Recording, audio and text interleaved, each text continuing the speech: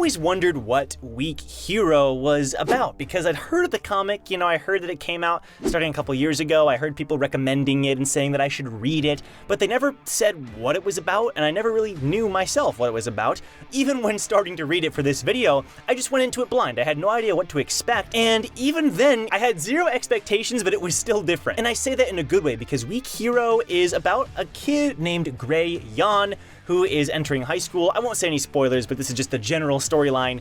And essentially, there's this, okay, so you know how in all these high school stories or even middle school stories, depending on the type of anime or country or whatever story you're reading, there's always the bully and then the MC, handles the bullies.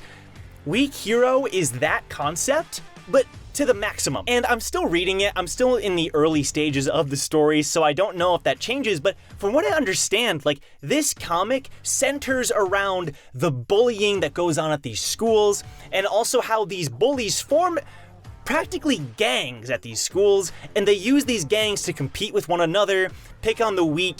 What's interesting is that all of these bullies have different ways of gaining power. Some bullies are obviously very rich, so they manipulate others into doing their dirty work for them, so they have this high position despite not being strong. And then other bullies are just really, really strong and so gain respect and admiration.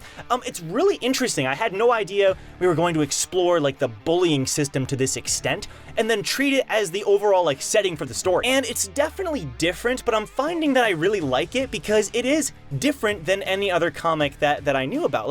Obviously, there's a lot of stories about how they deal with the bullies and then the bullies leave and that's it. Well, in this story, the bullies and the people who deal with the bullies actually matter. You know what I mean? Like I said, they form organizations and unions and basically gangs, and our main characters are basically caught up in these ordeals. Some of them are famous themselves for being physically very strong and fit, but others, they just want to live a normal life.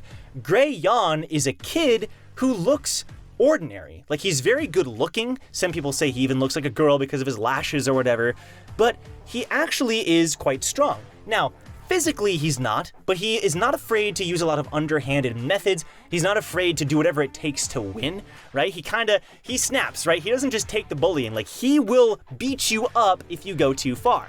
However, it's not oh, he's really scrawny and small and yet he's really powerful. It's no, he will use his book to fight you, you know what I mean? He will blindside you with dirt if he has to. He's good at predicting your movements, he's very smart as well, he's a good student, and he uses that to become a really popular kid at this school, and he's taken down bullies left and right. And I just like this a lot because instead of just the bullying being kind of thrown to the side, this comic centers around it and makes it so much more interesting than most other stories that contain it. There's a lot of mysteries, okay, there's these gangs that have leaders that are big deals, and we gotta figure out, okay, what's going on there.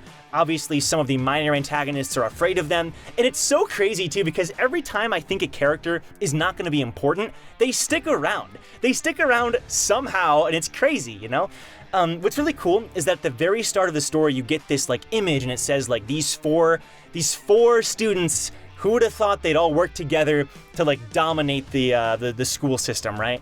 And it's just I don't know, there's something about that that's so chilling, so cool. Knowing that that's going to happen with these characters that I thought were just going to be background characters, and so you're very curious, okay, well, how is that going to happen? And then they beat up this group, or one of the characters does, and then that guy that they beat up comes back and reports to a different boss than you thought about, and then that boss is now involved, and he's a legend around the parts, and it's really cool. So the combat is also very interesting because there's no magic system in this story, and that's something that I wasn't sure about at first either, but as far as I'm aware, it's all pretty grounded and realistic to some extent. Obviously, it's exaggerated, of course, but all the combat it's fighting, it's fists, it's kicks, it's using your surroundings to help fight. And I like that a lot because it's not your typical fantasy action where of course they're gonna have superpowers with these organizations. It's no, some people are just gifted, and they're gifted in different ways. The really tall guy is good at kicks, he doesn't prefer to use his hands, at least as far as I've read. The big guy he's a big guy, he's gonna use that to his advantage. And the small kid, the main character, Gray Yan, is not afraid to use underhanded tactics, like I mentioned, because his stature is obviously not built for fighting. It's just a neat concept, and combine all of this with the art, and I have to mention the art every time I do a Webtoon review. The art in this story really caught my eye because it has this charm to it. It's like an old style, and I can't really think of any other way to describe it.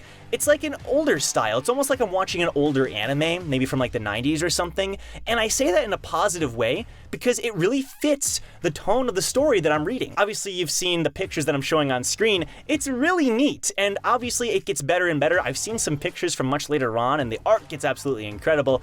But from the very beginning, it is very intriguing. I really like the art.